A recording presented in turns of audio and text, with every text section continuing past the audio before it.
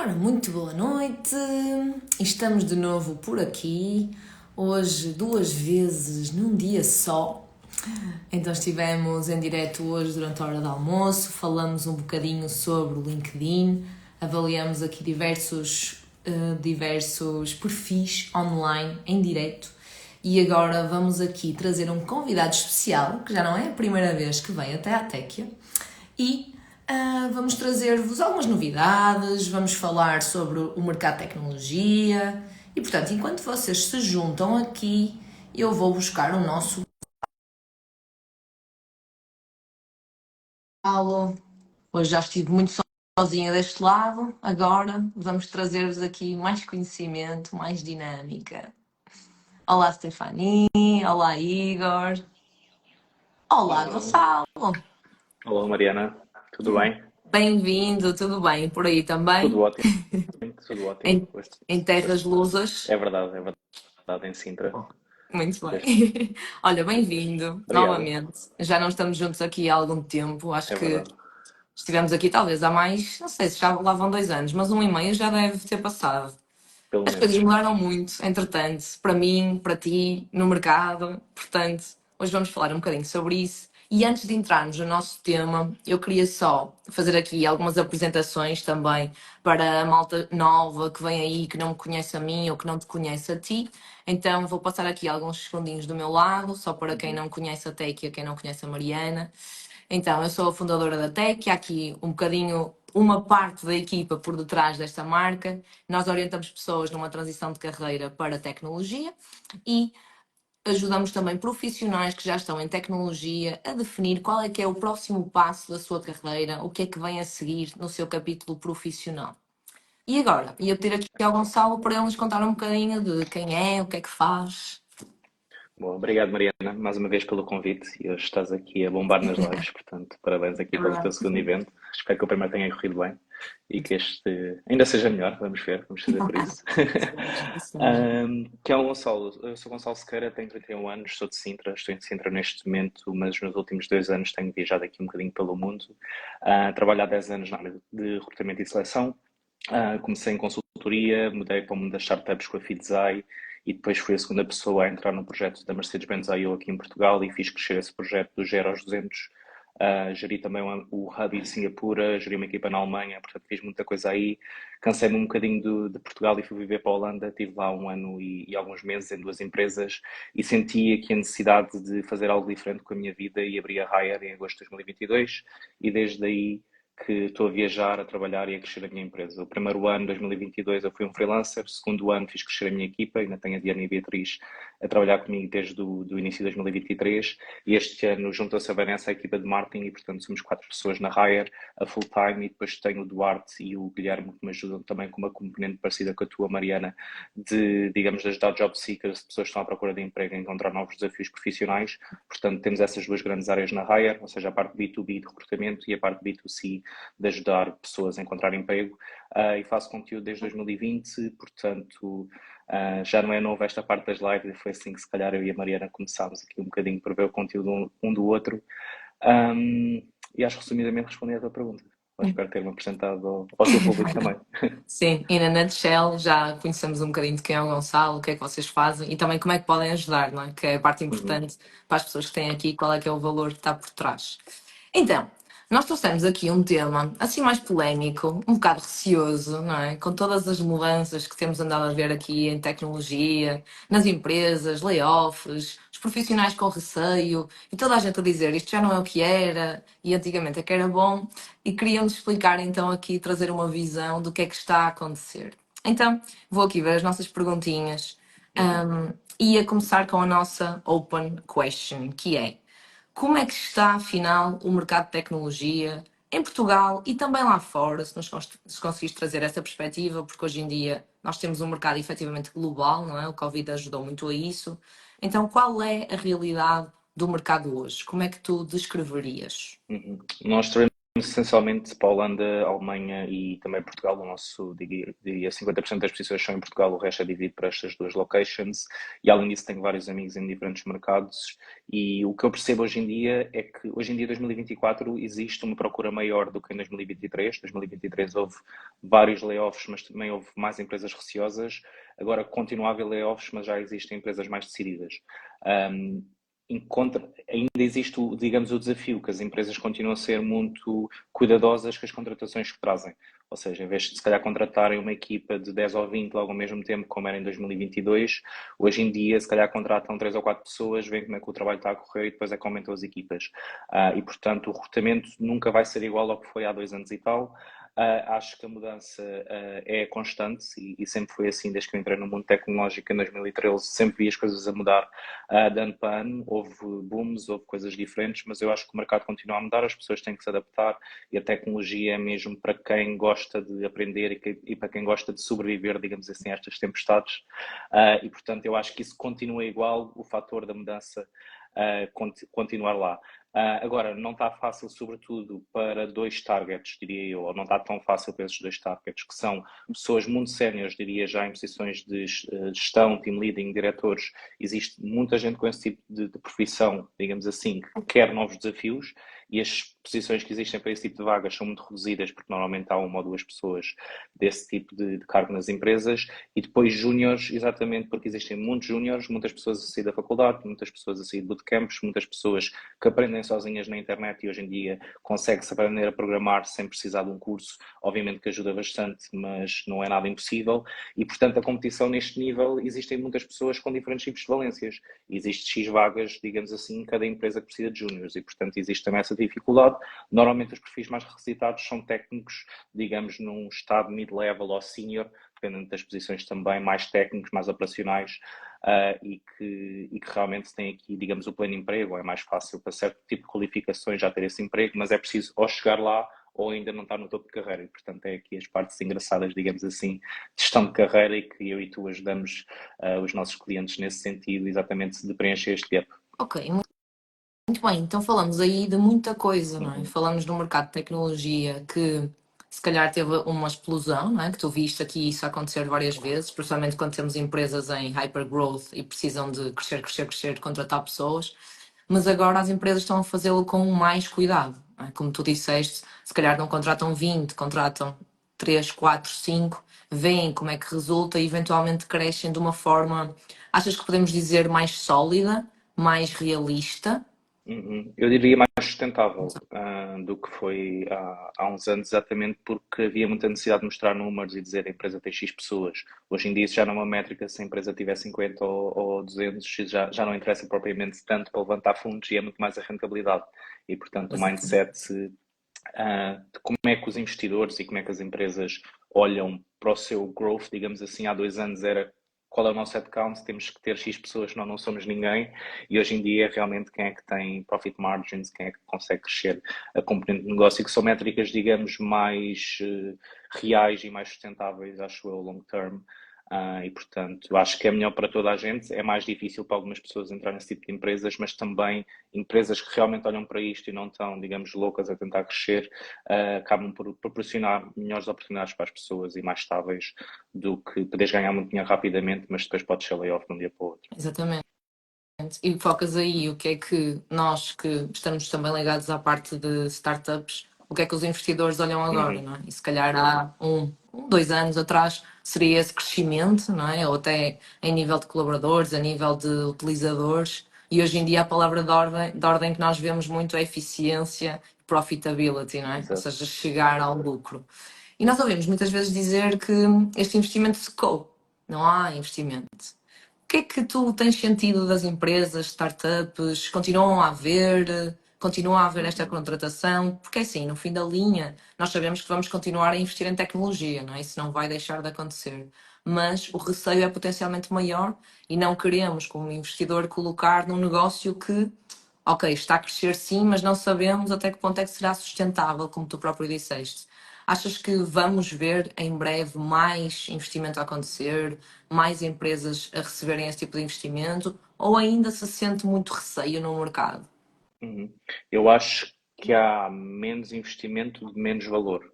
Ou seja, antes as avaliações eram muito grandes e toda a gente estava a ir com muita sede ao pote, e hoje em dia são menos empresas digamos, a investir, e quando investem, se calhar investem em avaliações menores, o que vai, no final do dia, diminuir o valor de investimento. Ainda vejo algumas empresas a investir. Em janeiro eu tive imensas meetings, ainda falta concretizar aqui alguns negócios, mas foi o mês que provavelmente tive mais meetings a nível de prospecting na Raya, e senti também muitas pessoas, por exemplo, no LinkedIn, que mudaram em janeiro, como acontece praticamente todos os anos de mudança. Janeiro ser ali um mês de mudança de muitas pessoas, havia esse fenómeno também a acontecer. O que eu sinto é que continuará a acontecer, lá está, num ritmo moderado, sem explosões, as empresas realmente a investirem em projetos que acreditam e que acrescentem valor, e cada vez mais as empresas estão à procura também de vários parceiros, porque sabem que vão precisar de diluir o capital, e as empresas assim investem, se assim o entenderem, mas há menos empresas a arriscar. Muito bem. Ou seja, continuamos com a palavra de ordem, né, na sustentabilidade e na solidez e nessa eficiência. Então, já focamos aqui um bocadinho o que é que se passa do lado das empresas, não é? Ok, menos investimento, mas continuam a abrir posições, estão potencialmente a olhar para perfis mais operacionais que consigam chegar e fazer acontecer, não é? Começar a pôr o motor a rolar, e não tanto algo mais teórico e aqueles cargos de, se calhar, middle management e muitos séniores, como tu referiste, muito específicos e, obviamente, com menos lugares, podem enfrentar aqui alguns desafios, não é? E nós tínhamos falado que a malta júnior também vai enfrentar aqui alguns desafios, porque a competição é maior, não é? Há mais gente no mercado, seja pessoas a sair de muitos programas que nós vemos, ou pessoas que foram laid off e agora estão disponíveis para mudar. Então, cobrimos muito o lado das empresas.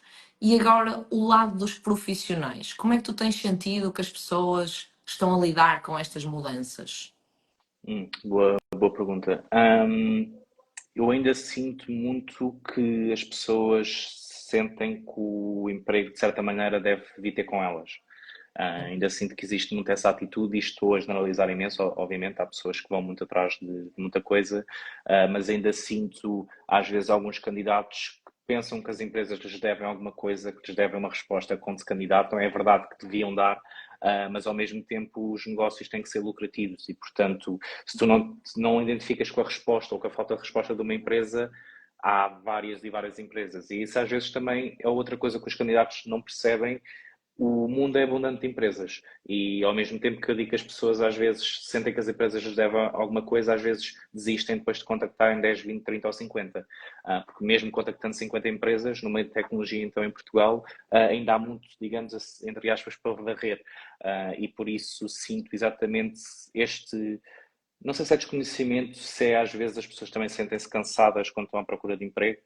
Também é algo que eu vejo bastante, é um processo desgastante, e que às vezes as pessoas têm ali uma pressão financeira que é muito difícil de lidar, e que todos temos de estar conscientes também perante isso quando estamos a recrutar e quando estamos a ajudar pessoas a encontrar uma nova oportunidade. Portanto, existem diferentes, digamos, desafios para cada pessoa, e por isso é que eu, por exemplo, no nosso programa temos uma estrutura, mas adaptamos muito a cada caso, porque eu às vezes trabalho com pessoas de 50 anos que eu sei que têm filhos, têm coisas para fazer, não são as pessoas, digamos, mais visíveis no mercado, e não lhes posso estar a pressionar muito para enviar 10 candidaturas por semana. Enquanto se estiver a falar de um rapaz ou de uma rapariga, digamos, de 25 anos, que está ali a precisar de um emprego, que não tem, entre aspas, muito mais coisas para fazer, se calhar faz sentido aplicar essa pressure e trabalhar um bocadinho mais números, porque os resultados vão aparecer mais facilmente se forem aplicadas certas estratégias. E, portanto, eu acho que o posicionamento também deve ser diferente, e os desafios que as pessoas enfrentam eu acho que são muito pessoais, e que depende muito da situação de cada um, mas estes são assim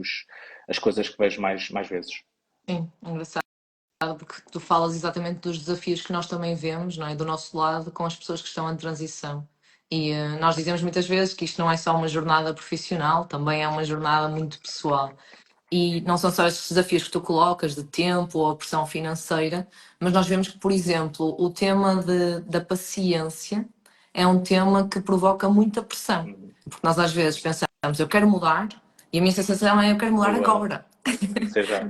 Pronto. E o ideal, ou seja, até uma procura, seja uma transição, ou seja, até só uma mudança de cargo na mesma área, o ideal que nós vamos ouvir é procurar emprego quando não precisas, não é? Uhum, Porque aí é que estás calmo, tranquilo, consegues avaliar as oportunidades, consegues procurar de forma, pronto, mais serena, não é?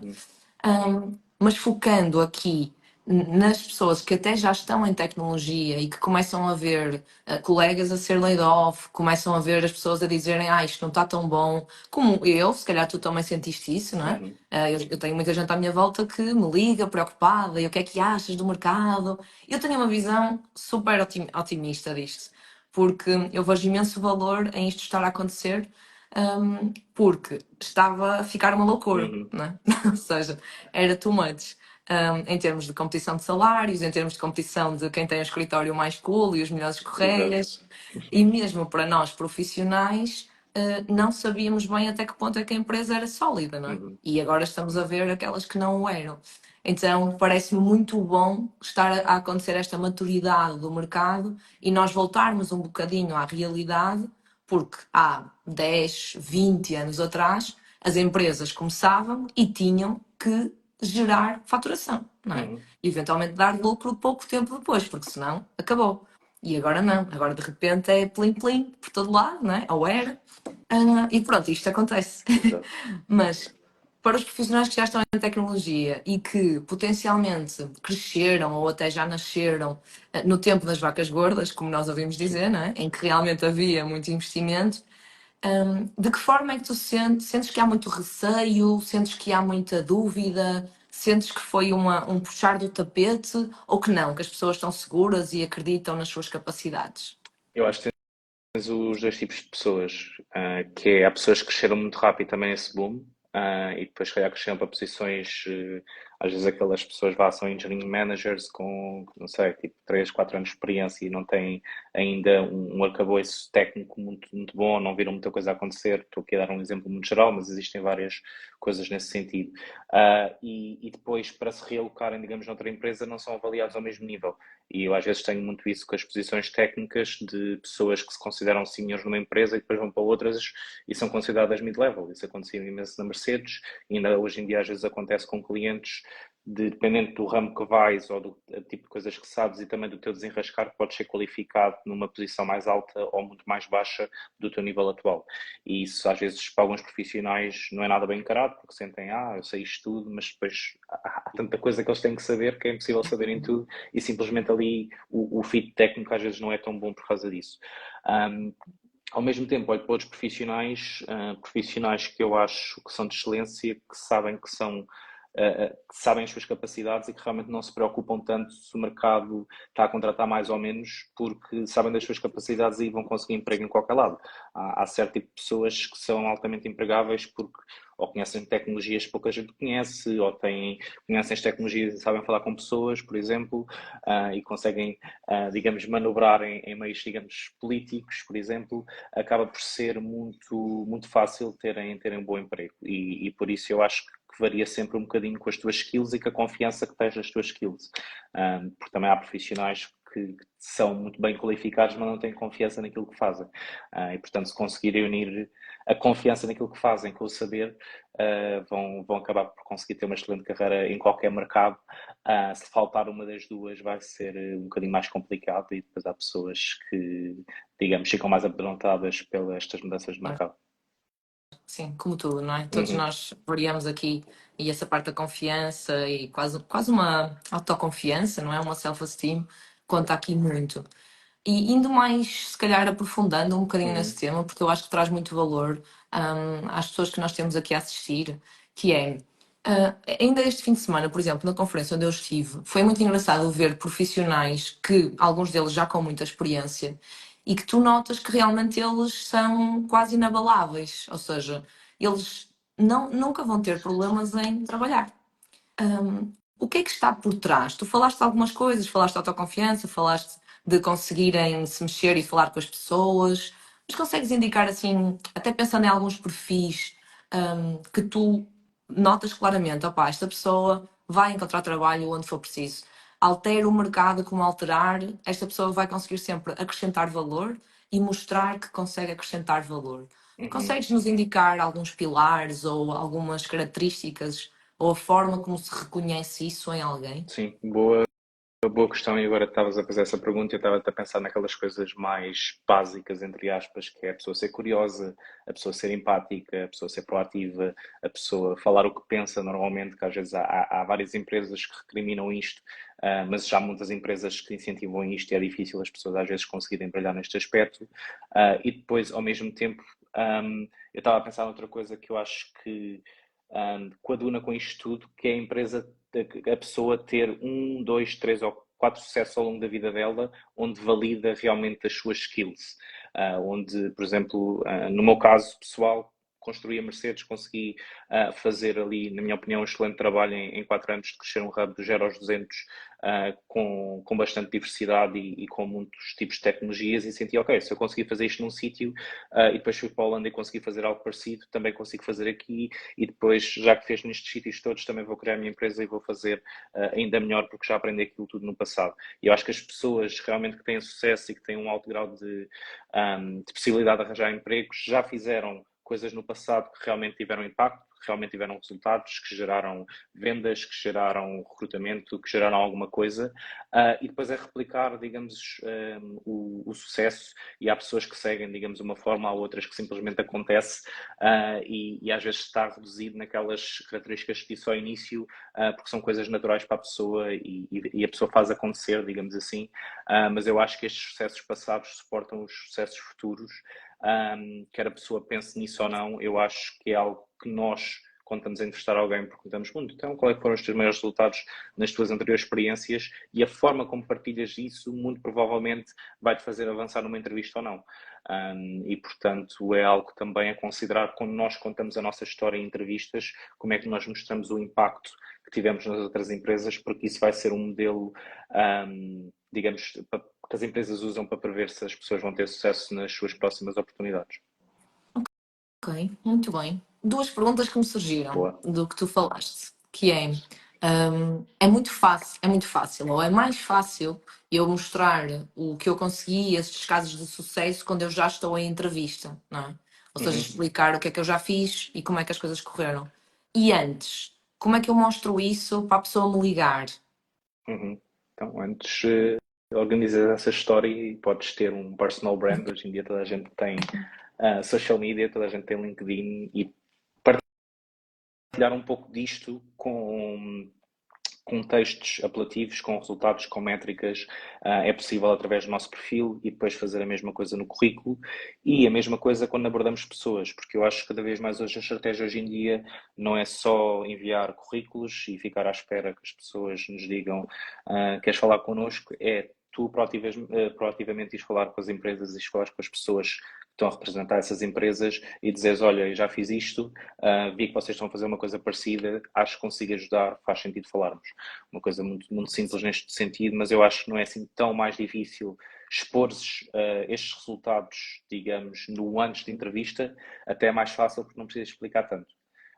Pode ser muito mais curto. Eu acho que a entrevista depois vão querer esmiuçar muito mais aquilo que tu sabes, se forem bons entrevistadores, obviamente.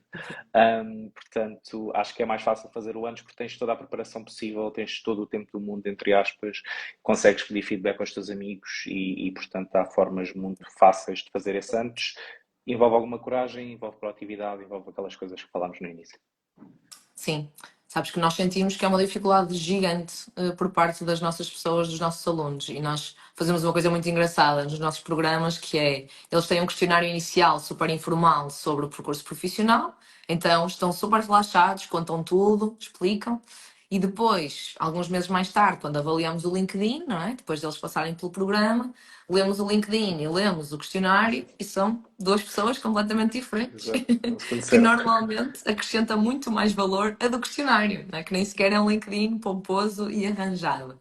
Então é muito difícil as pessoas, eu não gosto do termo venderem-se, mas mostrarem realmente o que é que eu fiz. Uhum. Fui eu que fiz isto, né? Fui eu que cresci dos 0 aos 200. Fui eu que levantei isto em X%. Continua a ser muito difícil e nós acabamos por tender para as Uhum. tarefas, né? Que são super aborrecidas de ler. Time management, processment, dealing with stakeholders, pronto, aquela gíria básica e que pouco diz, não é? Mas a minha segunda pergunta era um bocadinho ligado ao que no início tu falaste em as pessoas ainda continuam com uma atitude muito o emprego vem até nós.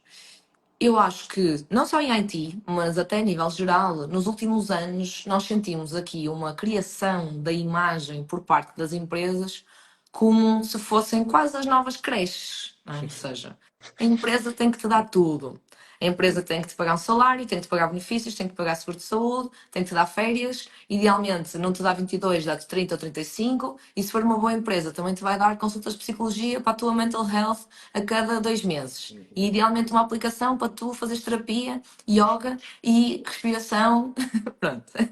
Então, pensando deste lado, temos aqui um bocado de ideia até aportuguesada de que as empresas querem pagar o mínimo e as empresas só me querem explorar. E eu nunca acreditei muito nisto, não é? Pelo menos até entrar em tecnologia. Mas agora que tenho a minha empresa, agora é que eu não acredito mesmo. Agora custa, não é? Porque custa e custa muito. E eu estava extremamente disponível para pagar a um funcionário que ajudasse a minha empresa a crescer. Uhum. Portanto, é a primeira coisa, cheque em branco em cima da mesa. Então, como é que nós podemos olhar para isto? O que é que as empresas realmente querem? O que é que tu sentes quando falas com as empresas? Um bocadinho aliado à nossa live mais recente, que foi Os Patrões Também Choram. O que é que tu sentes que as empresas sofrem aqui com os colaboradores quando estão a recrutar? Hum, ok, estás a falar do meu lado enquanto, digamos, employer. O teu lado, enquanto employer e também, se calhar, em contacto com empresas que procuram Uhum, pessoas e potencialmente não conseguem ou estão a demorar a encontrar as pessoas certas, não é? E é aí que ok, tu entras. ok. Eu acho que ainda existem duas também de realidades nas empresas, que são, se calhar, empresas no nosso tamanho, não é? Que têm recursos mais limitados e que ainda estamos na nossa jornada de começo, e depois empresas que recebem milhões de investimento e que dá para dar tudo e um par de botas às pessoas. E, portanto, acho que são duas realidades diferentes e dois tipos de pessoas também bem diferentes no tipo de desafio que estão à procura, porque há muitas pessoas que são driven, digamos, por estar mais no início de um projeto e por conseguirem fazer as coisas acontecer, e por hoje estarem a fazer uma coisa e amanhã estarem a fazer uma coisa completamente diferente, que se as metemos nas startups com dinheiro e com creche e com ping-pong, etc., a pessoa não se vai sentir feliz ali. Tal como se metes uma pessoa que procura segurança, estabilidade a trabalhar connosco, a pessoa se calhar vai passar mal, não é? Porque nunca se sabe o que é que vai acontecer daqui a 2, 3 meses, não é? E, portanto, o tipo de pessoa também se adapta ao tipo de empresa. Por isso é que temos diferentes tipos de empresa, porque mesmo dentro do meio corporate, eu, por exemplo, trabalhei a minha vida toda em empresas até abrir a minha, e fui para uma empresa de 2.000 pessoas e disse, eu não vou trabalhar mais numa empresa de 2.000 pessoas porque eu não me identifico com isto. É muita gente, há mais de 16 pessoas a fazer exatamente aquilo que eu faço, para me distinguir lá dentro é muito mais difícil, é possível, mas existem muito mais processos, muito mais coisas para fazer, não tenho paciência para isto, prefiro atuar em meios mais pequenos. E depois prefiro abrir a minha empresa e realmente não ter aqui um chefe e ter vários chefes ao mesmo tempo, que assim distribui-se um bocadinho o jogo. E eu, quando recruto para a Hire, eu procuro muito pessoas parecidas com o que disse no início, ou seja, pessoas que possam ser proativas, pessoas que me possam contrariar, pessoas que possam fazer diferente, e que ao mesmo tempo não estejam à procura de um salário milionário, porque eu ainda não posso dar isso. Dou algumas coisas diferentes, como por exemplo o trabalho remote, e é assim consigo atrair grande parte do meu workforce, e depois há muitas empresas com que eu trabalho, algumas empresas que eu trabalho, que não permitem 100% remote e que estão exatamente à procura de outro tipo de pessoa. E eu noto muito isso, que cada empresa está à procura um bocadinho do seu tipo de pessoa, e as pessoas só têm que procurar empresas que realmente lhes interessem trabalhar com. Isso às vezes podem ser mais pequenas, maiores, remote, não remote, e portanto é bom conhecermos a nós próprios para perceber aquilo que nós queremos, para conseguir encontrar as empresas certas. E eu pessoalmente, por exemplo, abri um recruiter há pouco tempo e tive a sorte de receber mais do que 100 candidaturas e de pessoas bastante qualificadas, exatamente porque passei algum tempo a criar job description, crio muito conteúdo, as pessoas já me seguem, digamos, de certa maneira em recrutamento, e houve pessoas que estavam empregadas, viram aquilo e disseram, gostava de trabalhar com esta pessoa. Excelente, vamos falar. E portanto consigo-me também distinguir de uma forma um bocadinho diferente do que uma grande corporate, que atrai um certo tipo de público e um certo tipo de pessoas que têm outra motivação. Claro. Ok, tocas aí num ponto super interessante, não é? Porque é realmente muito mais fácil entender qual é a identidade da Hire hoje, não é? Conhecendo o Gonçalo e vendo as vossas publicações, do que conhecer uma corporate gigante que comunica de uma forma muito mais Uhum, distante, não é? uhum, Tu achas que estamos a evoluir um bocadinho no sentido dessa proximidade? Que é algo que eu vejo acontecer com indie hackers, com solopreneurs, e parece realmente que até dentro da tecnologia as pessoas estão cada vez mais à procura dessa conexão, não é? De criar esse uhum. valor humano. Sentes que estamos a caminhar para aí ou sentes que potencialmente continuamos muito fortes em empresas corporate grandes, grandes processos?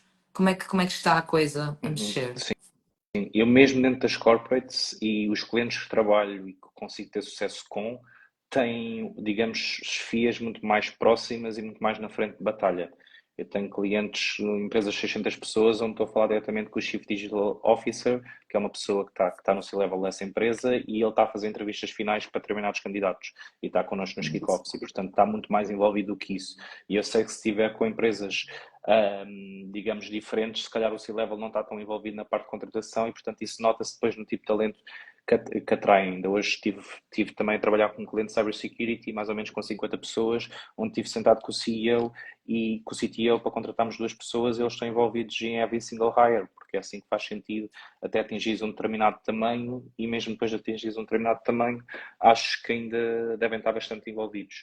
E, portanto, noto que as pessoas estão envolvidas porque gostam, porque precisam, porque faz sentido, e noto que quem não está tão envolvido nesse processo de decisão é mais difícil fazer contratações, faz contratações não tão boas porque estás a delegar, digamos, a vida da empresa, não é? Ou o fio da empresa. E, portanto, eu acho super importante as pessoas que estão a liderar a empresa estarem envolvidas nas pessoas que estão a trabalhar, porque diria que é uma grande responsabilidade do business owner ou das pessoas numa leadership team de contratarem, porque tendo a pessoa certa tudo vai ser mais fácil para eles, tendo a pessoa errada tudo vai ser mais difícil. É verdade, não é? Fica muito caro contratar a pessoa errada, por ambos os lados, Uhum, na verdade. Muito uhum, bem, tocas aí num ponto, por acaso, este fim de semana, mais uma vez, nós também falamos sobre isso, porque uma das perguntas que os profissionais têm muitas vezes é como é que eu sei que aquela é a empresa certa e como é que eu sei que uhum, tem os valores certos.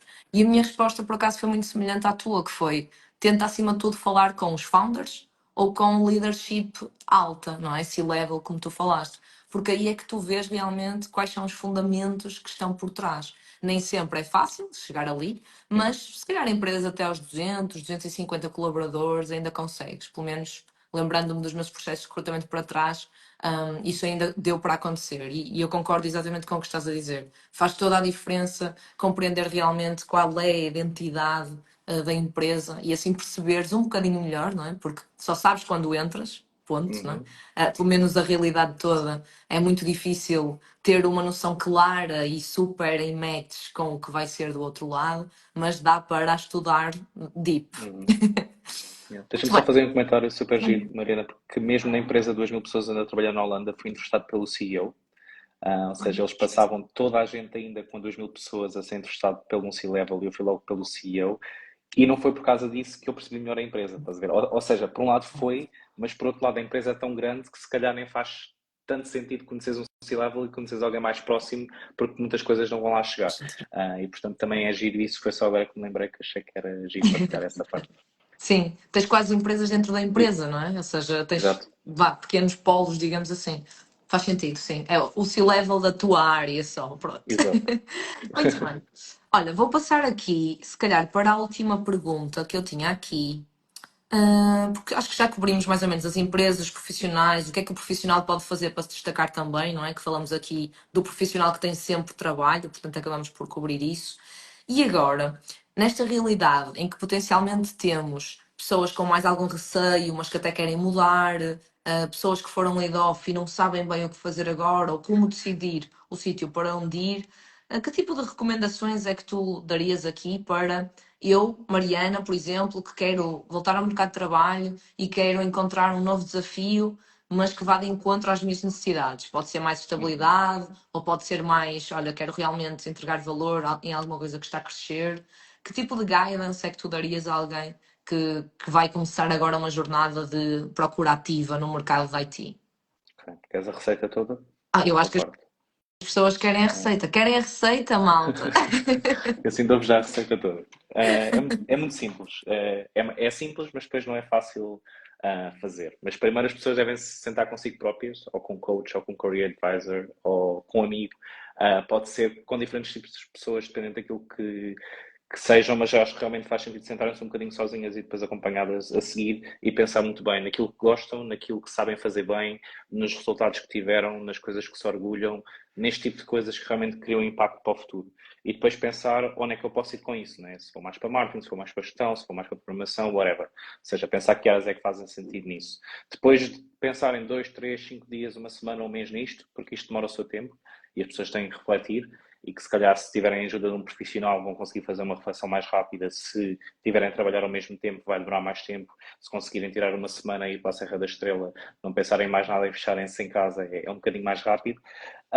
Vão fazer uma lista com todas as pessoas que conhecem, mais algumas, com todos os amigos dos vossos amigos, e perceber que tipo, nessa rede gigante de pessoas que vocês conhecem de certeza da vossa faculdade, que já não falam há 10 anos se for preciso, colocam lá essas pessoas e vão ver que pessoas é que têm ligação com aquilo que escolheram lá atrás.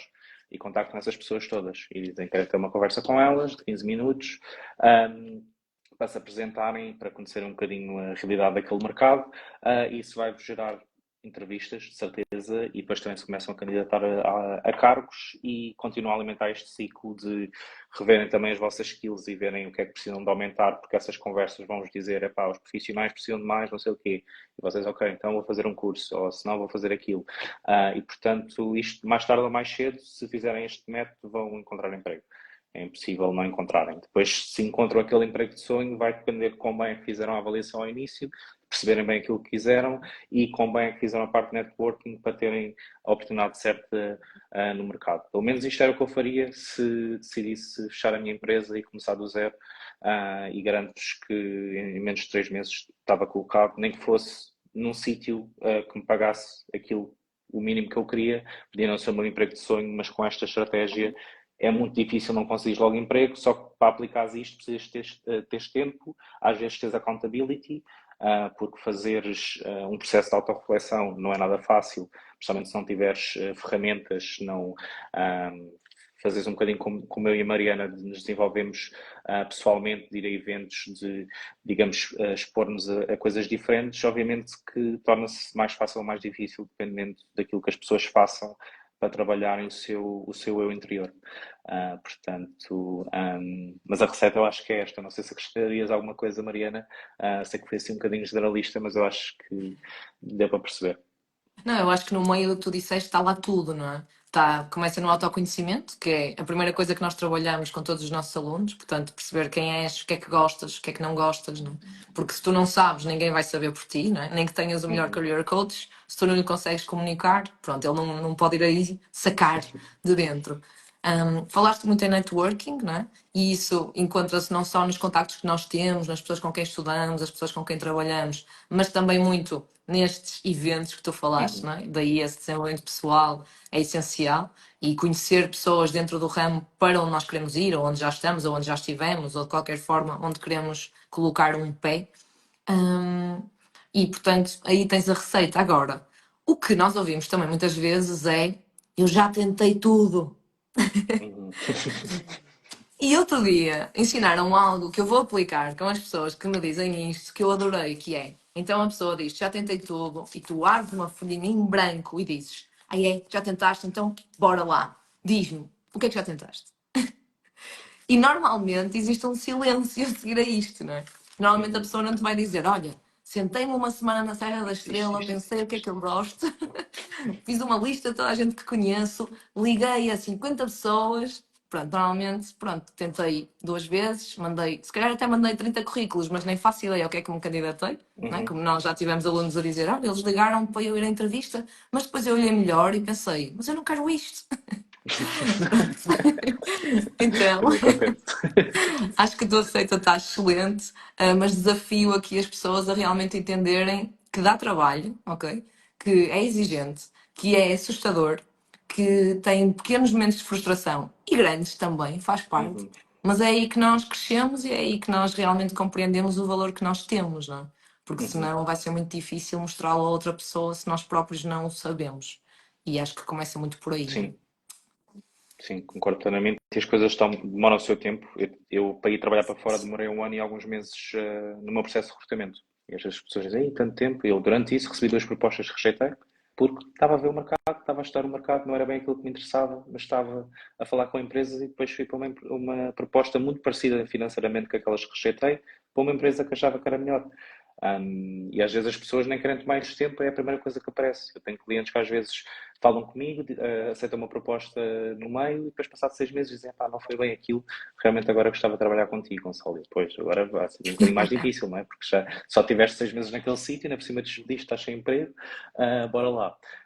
Mas às vezes as pessoas têm realmente essa parte da reflexão, não é fácil e muitas vezes com a ajuda de pessoas e profissionais torna-se muito mais simples e as pessoas conseguem resultados diferentes. Porque eu sei que quando estava à procura de emprego, quando eu não sabia procurar emprego, era a primeira coisa que aparecia. E depois das duas, uma, ou tinha sorte, aquela empresa correu bem, ou não. E às vezes é preciso ter sorte para conseguir chegar a certos sítios para depois conseguires perceber o todo. Mas a partir do momento em que consegues aplicar algumas perguntas e conheces um bocadinho o mercado e conheces algumas pessoas, não é assim tão difícil identificar as pessoas certas ou as empresas certas. É verdade. O fator paciência conta muito, não? E Uhum, normalmente eu quando me sinto assim mais acelerada e preciso de sair daqui, a viagem isso às vezes acontece, olha, não é o destino certo, não estou a gostar, mas olho sempre para uma frase que é Great things take time. Pronto, uhum, não? Coisas boas demoram o seu tempo. E pronto, inspira, respira e siga porque o bom vem, se nós tivermos paciência e consistência, não? Muito bem. concordo. Mais alguma coisa que acho que as pessoas precisem de ouvir? Pode ser sermão também, pode ser cascar. Eu acho que as pessoas, especialmente quando estão à procura de emprego, também têm que perceber em que estado é que estão. Por exemplo, eu começo muito dos meus programas com uma coisa que é a roda da vida, que divide a tua vida em 8 grandes áreas, e eu percebo um bocadinho como é que a pessoa está na parte financeira, de relações, de hobbies, de família, etc. É isto que a roda da vida engloba. Porquê? Porque se a pessoa estiver muito mal financeiramente, vai precisar de um emprego muito mais rápido. E se calhar não precisa de um emprego de sonho, precisa de um emprego que paga as contas. Se a pessoa não estiver bem no seu relacionamento, não vai ter força para arranjar um emprego de sonho, porque tem que resolver uma situação emocional primeiro. Um, Isto foram só 2 exemplos para toda a gente perceber um pouco do que é que eu falo de que o autoconhecimento é importante. E tu, às vezes, quando estás sozinho, não vais conseguir perceber, epá, realmente a minha relação não está assim tão bem, não faz sentido procurar emprego, ou não, ou faz muito sentido procurar emprego porque assim vou conseguir melhor as condições financeiras, vou conseguir surpreender a minha namorada, num relacionamento já não quer ter. Pronto, este tipo de coisas que podem acontecer e que eu acho que fazem muito sentido nós percebemos onde é que estamos primeiro como um todo. Porque hoje em dia passamos 8 horas a trabalhar e isso tem um grande impacto na nossa vida, na nossa felicidade, na nossa location, nos nossos amigos, nas pessoas com quem convivemos. E eu acho que as pessoas não passam tempo suficiente a passar num tema que lhes ocupa um terço da vida. E eu também houve uma altura da minha vida que não, e depois houve uma altura que disse que sim, e hoje estava a dizer à minha equipa que estava entusiasmado por ser segunda-feira e por ir trabalhar, que é uma coisa que quando eu trabalhava no corporate era muito raro de dizer. Eu gostava do meu trabalho, mas não acordava à segunda-feira entusiasmado para fazer recrutamento. Tipo, não me marco entrevistas à segunda-feira, mas hoje em dia estou super entusiasmado para trabalhar às segundas, porque estou a criar algo para mim, estou muito mais motivado com isso, isso dá motivação. Obviamente nem toda a gente precisa pensar assim, nem toda a gente vai pensar assim, nem eu vou pensar assim todas as segundas-feiras. Um, mas se tivermos este sentimento de vez em quando, eu acho que o trabalho torna-se mais leve, vamos ser mais produtivos, vamos ter melhores resultados, vamos ganhar mais dinheiro e é uma bola de neve que eu acho que torna tudo melhor. É preciso, é realmente puxarmos por isso e não nos irmos abaixo quando as coisas não vão exatamente como nós pretendíamos. É isso mesmo, porque pode sempre ficar pior, malta. Portanto, valorizem, valorizem. Muito bem. Sim, Gonçalo, obrigada. É sempre um prazer ter-te aqui connosco. Aprendemos sempre imensa coisa. Trazes muitas pequenas coisas fora da caixa. Portanto, eu aprendo muito contigo. De certeza que as pessoas que assistiram aqui também vão aprender. E quem não viu, vai ficar com a livezinha gravada para ver mais tarde, relembrar quando estiverem aí a trabalhar o vosso autoconhecimento, isolados, no meio de um chalé na montanha. boa Por Mariana. recomendação.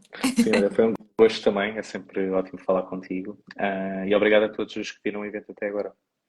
Portanto, continuem já sabem, vão chateando o Gonçalo se precisarem aí de ajuda. O chat está Gonçalo, aberto. um beijinho, boa semana para ti, Obrigado. obrigada. Beijinho, Mariana. Tchau, tchau. Obrigado.